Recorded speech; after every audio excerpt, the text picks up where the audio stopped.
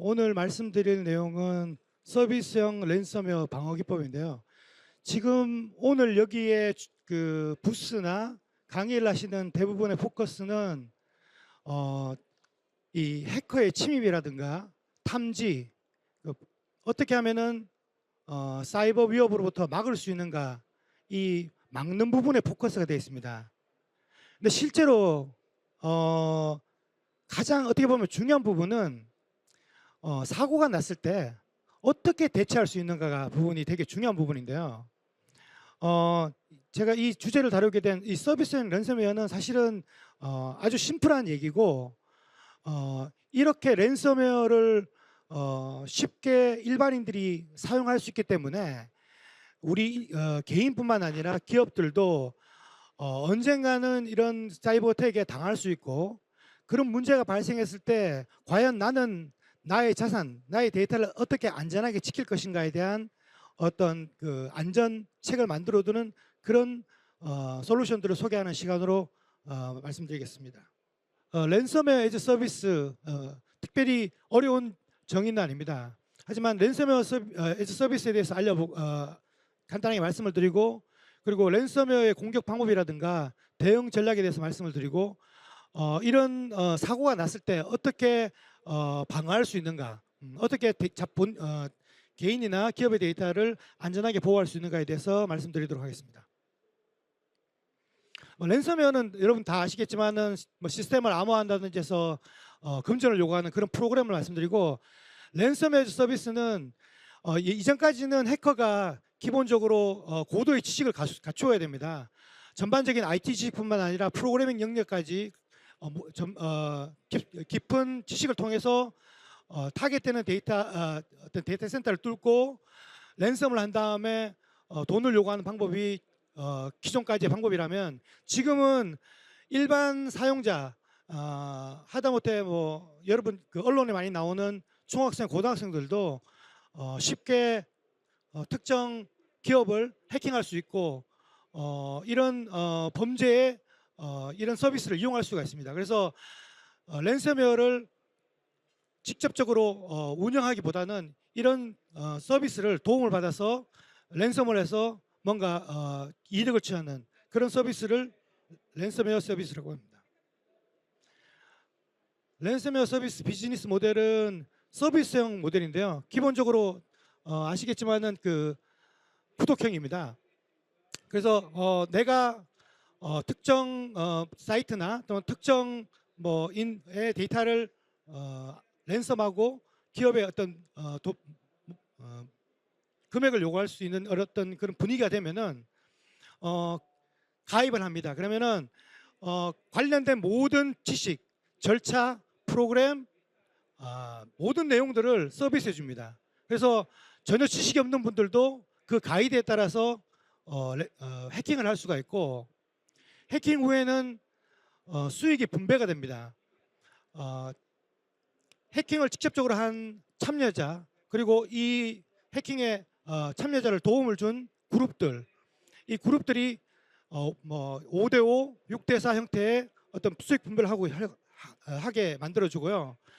이 라스 서비스는 앞서 시간에 계속 다크웹 부분 말씀을 드렸는데, 누구나 일반인들이 쉽게 접근할 수 있는 사이트에서 쉽게 이 서비스를 요청을 하고 가입을 하고 이용할 수 있습니다. 그래서 이 라스의 가장 큰 문제점은 비전문가가 사이버 범죄 문턱에 쉽게 넘어설 수 있다는 거고, 이 의미는 이제 모든 어떤 기업이라든가 개인들의 데이터에 대한 부분들이 상당히 많이 노출될 수도 있고 쉽게 공격당할 수 있는 그런 문제점을 시사하고 있습니다. 라스 동작 방식은 일반적인 랜섬웨어와 같습니다. 먼저 대상을 선정을 하고 그 맞게 된 대상의 정보를 수입합니다. 어떤 부분이 취약하고 어떻게 공격할지에 대해서 사전에 논의가 되고 분석을 하게 되어 있습니다. 그리고 가장 적당한 접근 방법을 선택해 줍니다. 이 적당한 선택 방법은 당연히 이메일이라든가 피싱 여러 가지 툴들을 제공하게 되어 있고요. 그리고 이렇게 제공된 툴들을 이용해서 사이트에 접근했을 때 권한을 탈취하고 기본적으로 파일을 암호화합니다. 그리고 마지막 금전 요구까지 하게 돼 있는데 이게 일반적인 이제 당연히 랜섬웨어의 접근 방식인데 중요한 부분은 이 일을 수행하는 행위자가 여기에 관련된 지식이 전무하다는 게 가장 큰 문제입니다. 라스는 플랫폼 형태로 이 기능을 제공하기 때문에 그렇습니다. 자동화된 랜섬웨어 배포 도구라든가 실행자가 특정 도움을 받을 수 있습니다. 이 부분에서 막혔는데 이 부분을 좀 해결해 주세요 하면은 전문가 집단이 백엔드에서 서포트를 해줍니다. 특정 사이트를 뚫고 싶은데 이 부분에서 막혔어요. 그러면은 거기에 관련된 모든 정보와 협조를 해줍니다. 그리고 주기적으로 본인이 쓰고 있는 뭐 랜섬웨어라든가 다른 툴들에 대해서 업데이트도 주기적으로 해줍니다. 그래서 마치 일반 고객처럼 서비스를 해주는 형태고요. 주기적으로 다양한 랜섬웨어 변종을 제공함으로써 쉽게 뚫을 수 있는 확률을 제공하고 있습니다. 이렇게 그 랜섬웨어 에즈 서비스가 급격하게 발전된 배경은 기본적으로 앞서 전 시간에 말씀드렸던 어떤 그런 다크웹을 통해서 일반인들이 쉽게 접근할 수가 있고 구독 기반 서비스이기 때문에 뭐 한 달만 지불한다든지 특정 큰 금액이 필요 없습니다. 또는 성과 기반. 예를 들어서 말씀을 드리면은 몇 년 전에 있었던 고등학생이 그 특정 회사에 랜섬웨어 한 다음에 수억을 챙긴 뭐 그래서 물론 잡혔는데요. 그 회사가 어디냐면은 부모님 회사예요. 그러니까 뭐냐면은 해커들 집단들은 실제 툴들을 제공할 수 있지만은 엔드 유저에 대해서는 정확하게 모릅니다. 하지만 그 고등학생은 자기 아버지 회사이기 때문에 뭔가 그 회사에 대해서 정보가 어느 정도 알고 있어요. 그래서 그런 간단한 정보만 해커 집단에게 제공을 하고 내가 이렇게 해킹하고 싶어서 이렇게 돌출하고 싶은데 방법을 알려달라. 이 정도 수준으로만 똑똑 노크를 했어요. 그러자 해커 집단에서 관련된 모든 정보들, 예를 들어서 그 회사의 지금 취약점이나 이런 것들 다 분석해서 어떤 방법으로 어떤 절차에 의해서 뚫어라 이렇게까지 다 알려주고 툴들 다 주고 해서 그 친구가 2, 3일 내에 뚫었고요. 그리고 데이터를 그쪽에 보내고 그 해커 집단은 그 데이터를 판매한다는 어떤 그런 랜섬을 통해 가지고 기업에서 돈을 받고 그걸 5대5 분배를 해서 실제 암호화폐를 통해서 미성년자라도 암호화폐는 아무 상관이 없습니다. KYC를 하지 않기 때문에. 그래서 암호화폐를 전송해줘서 그거를 실제 그 사용하려는 부분에서 뭔가 막힌. 그래서 경찰에 뭐 이렇게 언론에도 나오고 경찰에 수사가 되어서 보도가 되었는데요. 그만큼 일반인들도 특정 사이트에 대해서 약간의 정보만 가지고 있다면은 그런 것들을 구독 기반 또는 성과 기반 형태로 해커 집단하고 딜을 할 수가 있습니다. 그래서 그런 딜을 통해서 쉽게 접근할 수가 있기 때문에 이 범죄 생태계가 엄청나게 발전을 하고 있고요. 다양한 그 기술들이 개발되고 있고 자동화되고 있습니다.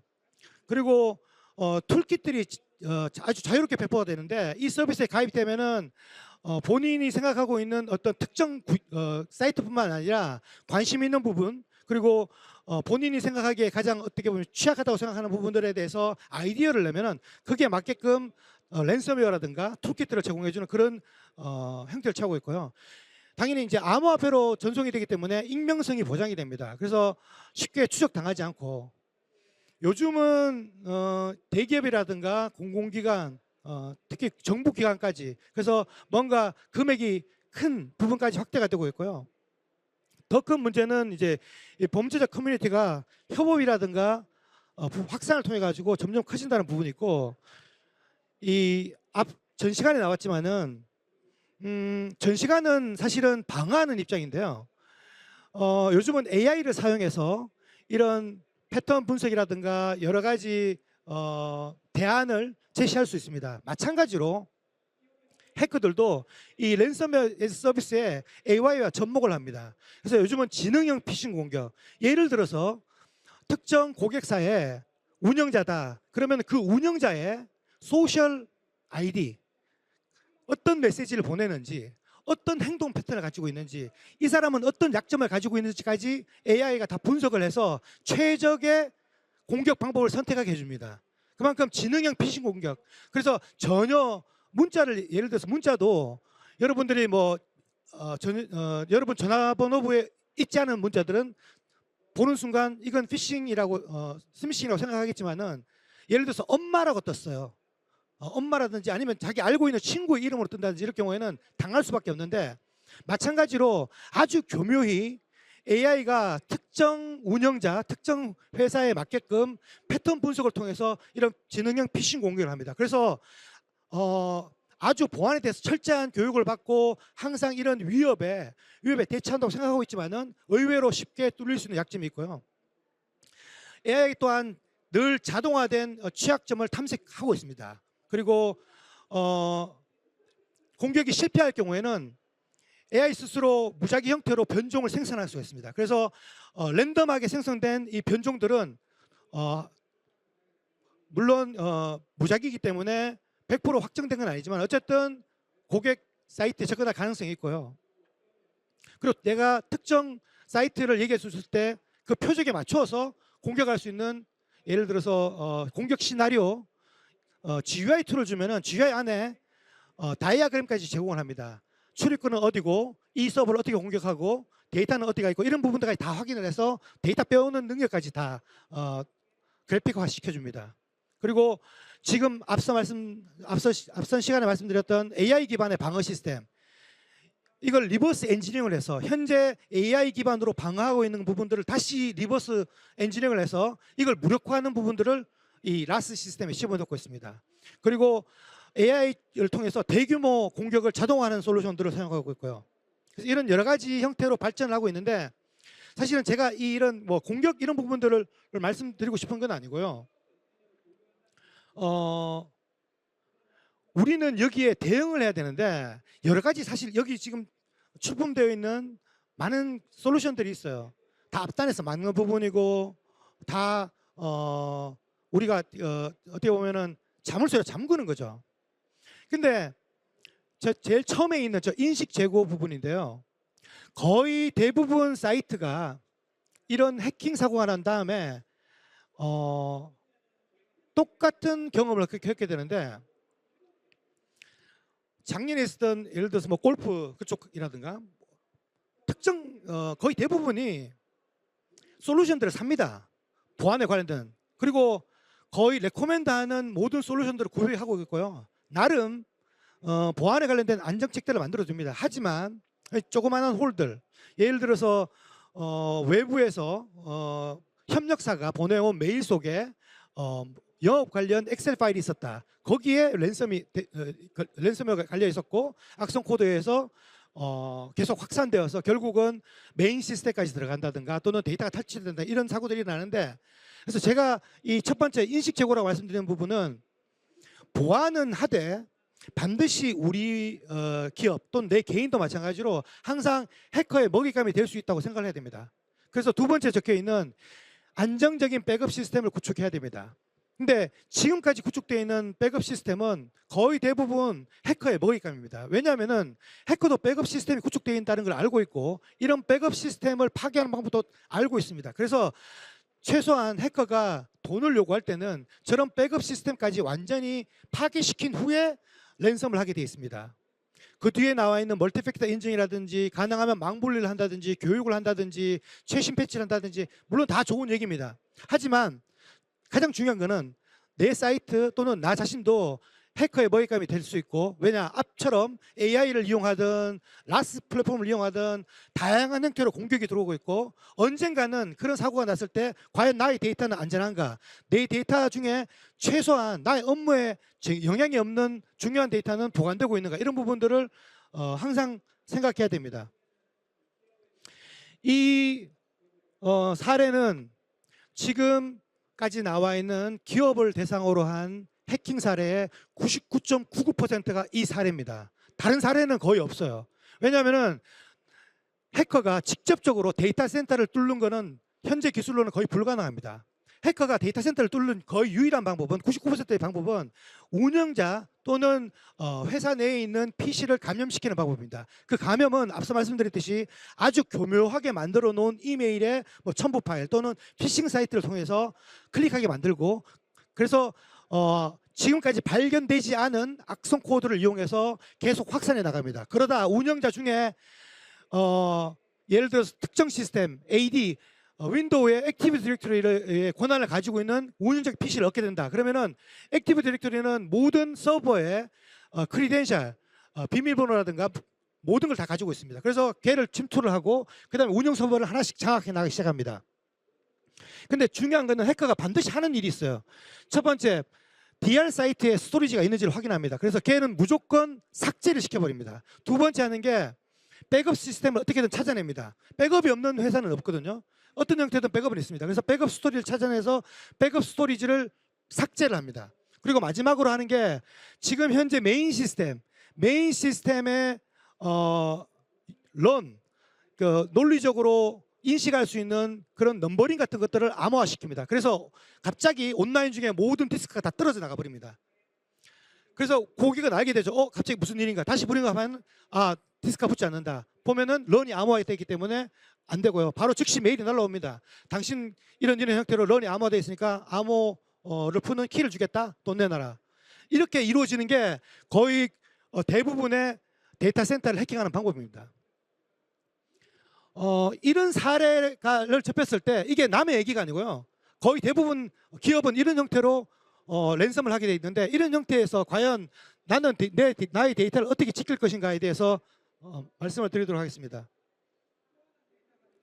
기존의 스토리지는 여러분 지금 이때까지 계속 보안에 대해서 얘기를 하고 있는데요. 여러분의 가장 중요한 데이터는 그냥 여러분 스토리지에 들어가 있습니다. 다른 어디에도 있지 않습니다. 스토리지에 들어가 있는데, 스토리지를 바라보는 입장은 그냥 디스크, 그냥 일반적인 물리 깡통이에요. 근데 여기에 아주 중요한 데이터가 들어있음에도 불구하고 이 데이터에 대한 어떤 관리 부분들은 사실 되게 기술적으로 아직 발전하지 않은 게 현실입니다.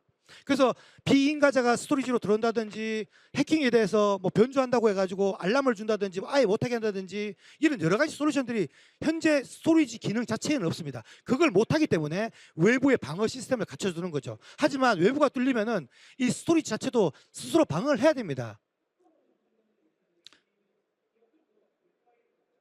그래서 그 스토리지는 기본적으로 저희는 이 에어갭 패브릭을 해서 아예 망분리처럼 스토리지를 논리적으로 물리적으로 분리시켜 버립니다. 그래서 해커한테 앞에 보이는 온라인 스토리지는 당할지언정 보이지 않는 격자 뒤에 있는 스토리지는 해커가 알 수 없게끔 만들어 버립니다. 그래서 해커는 성공을 했습니다. 하지만 돈을 달라 그러면은 그 순간 뒤에 숨어 있는, 안전하게 보호되어 있는 스토리지를 통해서 바로 업무 전환이 가능하게끔 그렇게 제공을 하고 있고요. 실시간으로 데이터를 스토리지 레벨에서 볼 수 있습니다. 여러분이 바이러스 체크 프로그램을 돌리는 게 아니고 스토리지 자체가 실시간으로 오는 데이터를 확인을 해서 그 데이터에 대해서 분석을 한 다음에 랜섬웨어라든지 악성 코드가 왔을 경우에 파일을 무브한다든지 딜리트한다든지 또는 어드민한테 알람을 준다든지 이런 형태로 제공을 하고 있고요. 마지막으로 데이터를 아예 변조하지 못하게끔, 그래서 한 번 쓰고 삭제 불가능한 데이터로 바꾼다든지, 또는 요즘 많이 쓰는 오브젝트 스토리지를 통해서 쓸 수 있는 기간들, 그래서 그 기간 내에 데이터를 삭제할 수 없게끔 아예 분리시켜버리는 이런 형태가 필요한 현재의 기술입니다.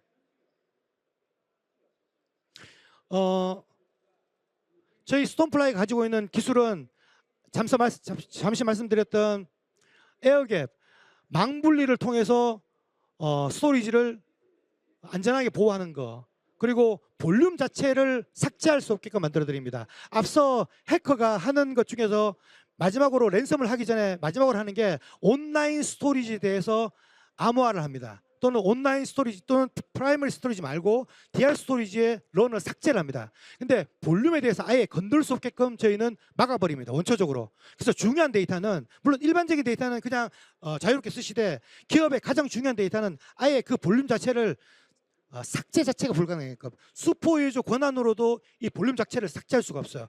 그래서 그렇게 아예 원천적으로 삭제할 수 없게끔 만들어 버리면은 이런 다양한 랜섬웨어 공격에서도 최소한의 데이터는 방어할 수가 있습니다. 인증이라든가 그리고 파일 레벨 아까 좀 전에 말씀드렸던 부분은 볼륨 통째 우리가 말하면 뭐 C 드라이브는 C 드라이브 뿐만 아니라 C 드라이브에 내에 있는 특정 폴더, 특정 파일까지도 삭제할 수 없게끔 만들어 줄 수가 있고요. 보통 스토리지는 복구나 또는 다른 작업을 위해서 순간 이미지를 만들어 줍니다. 그걸 스냅샷이라고 그러는데 해커가 지우는 게 이 스냅샷을 지웁니다. 왜냐하면은 랜섬을 했는데 저 스냅샷을 가지고 다시 복구를 할 수가 있거든요. 근데 저희가 스냅샷을 만들 때 아예 삭제가 불가능한 스냅샷을 만들어 버립니다. 그래서 얘는 주기적으로 계속 순환을 하면서 문제가 발생했을 경우 예를 들어 그럴 수 있거든요.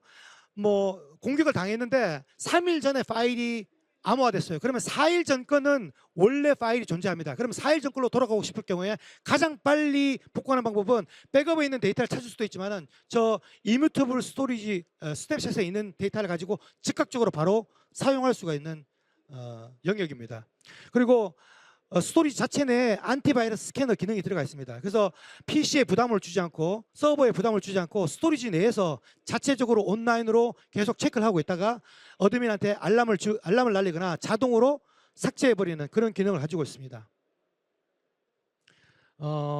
그리고 오브젝트 기능 요즘 많이 쓰고 있죠. 클라우드 스토리지는 거의 대부분 이제 문서라든가 이미지들은 오브젝트 스토리지를 사용을 하는데 마찬가지로 저희는 스토리지 내에 이 오브젝트 스토리지 기능을 넣어놓고 오브젝트 스토리지는 기간을 설정할 수 있습니다. 그래서 삭제할 수 없는 기간을 1년 동안 설정하면은 1년 동안에는 그 데이터는 삭제되지 않습니다.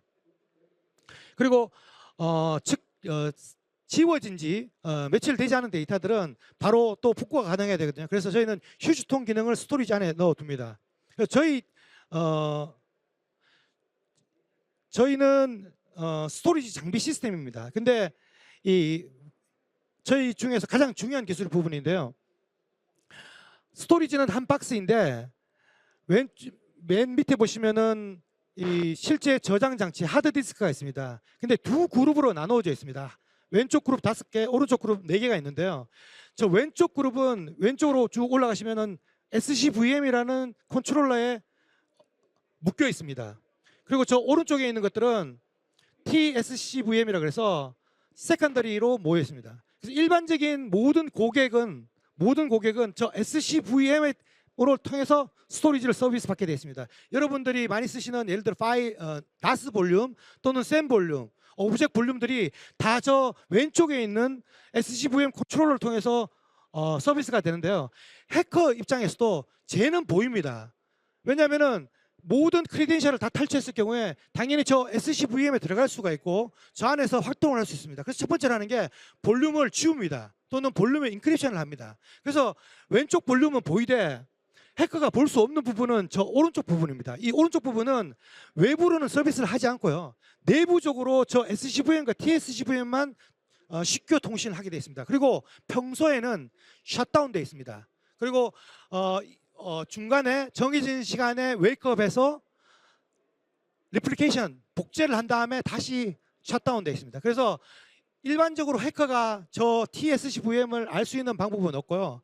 이제 오염이 되었습니다. 데이터가 삭제되었을 경우에는 저 TSCVM을 브링업 시켜서 온라인 데이터를 즉각적으로 복구해서 고객들한테 서비스할 수 있는 기능들을 제공하고 있습니다. 이게 저희의 가장 큰 핵심 기능이고요.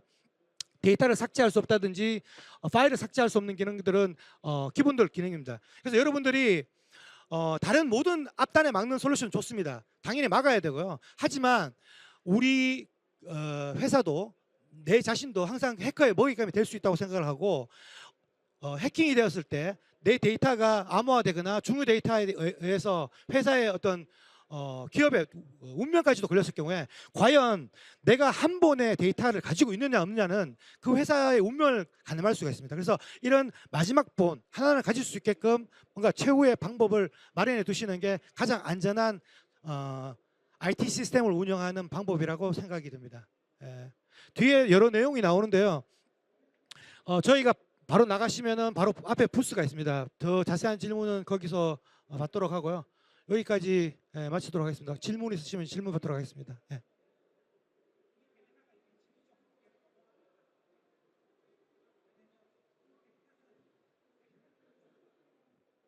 네, 최성재 지사장님 강연 감사합니다. 한번 큰 박수 부탁드립니다. 네, 서비스형 랜섬웨어 공격 방법, 동작 방식에 대해 먼저 설명을 해주셨는데요. 또 AI와 함께 접목되면서 고도화된 지능형 피싱 공격에 대해서도 함께 설명을 해주시면서 그에 대한 방어와 대응 전략, 그리고 스톤플라이 기술 적용한 보안 기술에 대해서도 함께 설명해 주셨습니다. 기술의 발전과 고도화가 되면서 사이버 위협, 테러의 기술도 역시 함께 고도화되고 있다는 점 크게 다가왔는데요. 사이버 보안 기술이 그 어느 때보다 더욱더 중요한 것 같습니다. 네, 그럼 이제 현장 Q&A 시간으로 넘어가 보도록 할 텐데요. 올라온 질문 한번 확인해 보도록 하겠습니다. 강열자님 한번 선정해 주시겠어요? 예. 첫 번째, 스토리지에 내장된 안티바이러스 기능의 업데이트로 인해서 랜섬웨어에 걸릴 가능성에 대한 조치 방법은, 업데이트를 하다가 랜섬웨어에 걸린다는 말씀인지 제가 정확하게 이해는 못했지만은, 스토리지는 보통 내부망 안에 있습니다. 그래서 얘는 자동으로 바깥에 연결을 못 하고요. 일반적인 기업은 스토리지는 당연히 외부로 나갈 수 있는 공인 IP를 사용하고 있지 않습니다. 그래서 일반적으로 저희가 뭐 어떻게 해야 되냐면은, 보통 월 정기 점검이나 분기에 정기 점검을 합니다. 그러면 엔지니어가 이런 업데이트된 부분만 USB를 가지고 와서 직접 매뉴얼하게 데이터베이스를 업데이트합니다. 보통 한 달에 한 번 정도. 그래서 외부 연결을 통해서 이 스토리지가 랜섬웨어에 걸린다든지 이런 부분들은 사전에 차단될 수가 있습니다. 그리고 두 번째 부분은 의견을 제시하신 것 같고요. 예. 랜섬웨어 걸려서 이제 직접적인 실상에서는 어떻게 대응하냐면은, 사실은 이제 그런 대응을 잘 하시라고, 또는 대응을 안 해도 되게끔 이런 안전장치를 가져가시는 거고요. 사실은 거의 대부분의 랜섬웨어가, 제가 앞서 슬라이드에 있지만 스킵을 많이 했는데요. 여러분 정말 중요한 게, 랜섬웨어에 당했을 때, 돈을 지불했을 때 보통 반 정도는 데이터를 복구하지 못합니다. 키를 받더라도. 그게 가장 중요합니다. 돈을 주면 데이터라도 복구해야 되잖아요. 그럼 덜 억울한데, 실제 사례가 50%가 키를 받더라도 복구를 못합니다. 그래서 가장 중요한 부분은 그런 백업 시스템을 구축해 놓은, 저희처럼 아까 안 보이게 한다든지 또는 안 보이는 쪽으로 데이터를 백업해 놓는 이런 방법, 그리고 아예 이뮤테이블 기능, 볼륨을 삭제하지 못하게 만드는 이런 기능들을 처음부터 스토리지를 도입하실 때 그런 기능들이 있는 스토리지인가를 확인을 하신 다음에 구매를 하시면은, 최소한 해커가 그 스토리지에 있는 데이터를 오염시키기에는 기술적으로 한계가 있습니다. 왜냐하면 바깥에서 코맨드를 보낼 때 먹히질 않기 때문에. 그리고 이게 슈퍼유저 권한을 뺐으면 다 될 것 같지만은, 저희는 슈퍼유저 권한을 뺏겨도 이게 슈퍼유저가 볼륨을 삭제를 하려고 합니다. 하지만 실패를 하거든요. 그래서 만약에 정확하게 삭제를 하고 싶으면은 저희 본사에 내가 엔드 유저인 걸 확인하는 메일을 보내고 전화 통화를 한 다음에 키를 받습니다. 그래서 그 키를 집어넣어야지만 볼륨이 삭제가 됩니다. 삭제는 할 수 있는데 그만큼 엄격한 인증 관계를 갖춥니다. 왜냐, 해커가 당연히 슈퍼 유저의 권한을 가질 거라는 것까지 다 예상을 해야 됩니다. 최후의 순간까지. 그래서 실제 이런 위협받는 상황에서 대응은, 기술적으로는 사실은 백업 데이터가 있다면 빨리 복구를 해야 되겠고요. 백업 데이터가 만약에 망실했다 그러면 그건 진짜 랜섬을 당할 수밖에 없습니다.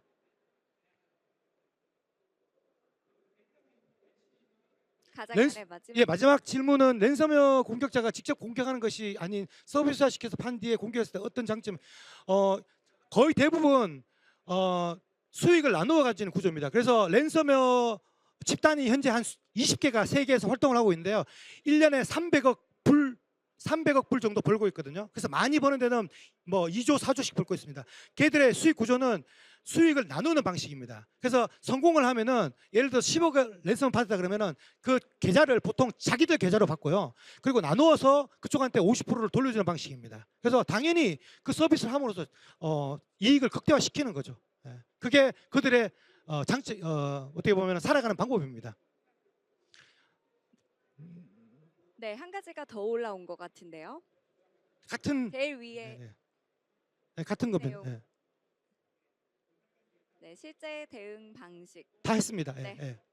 네, 그럼 이렇게 질문과 답변 시간을 마무리할 텐데요. 그러면 지금 한 세 가지 질문이 올라왔는데 이 중에서 좀 더 날카롭고 재밌었던 질문이 이땡용님 무엇인가? 드리고 싶습니다. 네, 이땡용님, 예. 이땡용님 뒷번호 6188님 선정되셨습니다. 어디 계신가요? 네, 저분께 스탠리 커피, 스탠리 텀블러를 선물로 드리겠습니다. 축하드립니다. 네, 그럼 이것으로 네 번째 강연을 마치도록 하겠습니다. 좋은 강연 해주신 최성재 지사장님께 다시 한번 큰 박수 부탁드립니다.